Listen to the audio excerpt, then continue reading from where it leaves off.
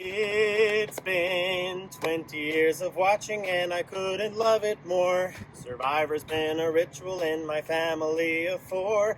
The game has changed immensely every season that goes by. Who is going to win the million? Well, I know that I'm that guy. From Cambodia to Fiji, Vanuatu to Palau, Nicaragua to Samoa, Micronesia, China, wow.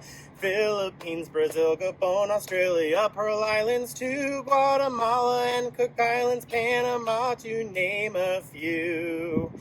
Outwit, outlast, outplay is the motto of the game. You have to grind it out, otherwise you'll be ashamed.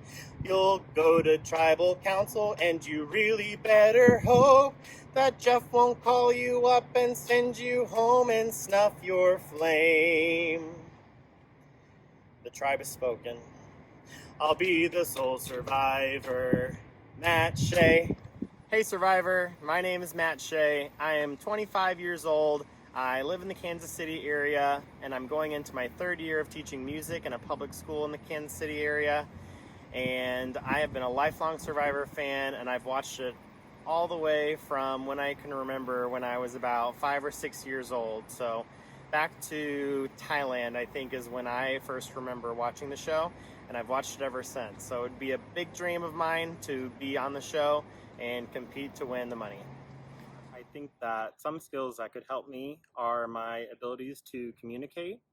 I am extroverted and I can get along and make friends with pretty much anyone if I find some sort of common ground. I love developing relationships and getting to know people.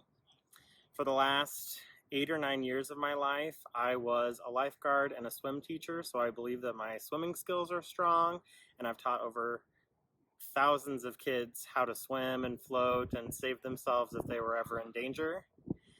Another strength that I think that I have is that I work in an elementary school where every day a kid could come to you that starts out happy, turns to sad, turns to mad, turns to laughing, turns to crying, all within the span of 15 minutes. And that's probably not unlike some of the contestants who are on the island with me.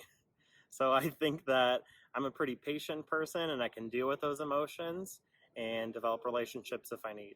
The last thing that I wanted to mention were some of the things that I'm most passionate about in my life, including my family, my relationships with my friends, my 2 cats, Banjo and Samson, my plant collection that is ever growing. I really enjoy being creative and making things with my hands and just trying to push my creative boundaries, like learning to sew or crafting or making stickers or woodworking or anything like that. So I think that knowing a little bit about a bunch of different skills can definitely help my game.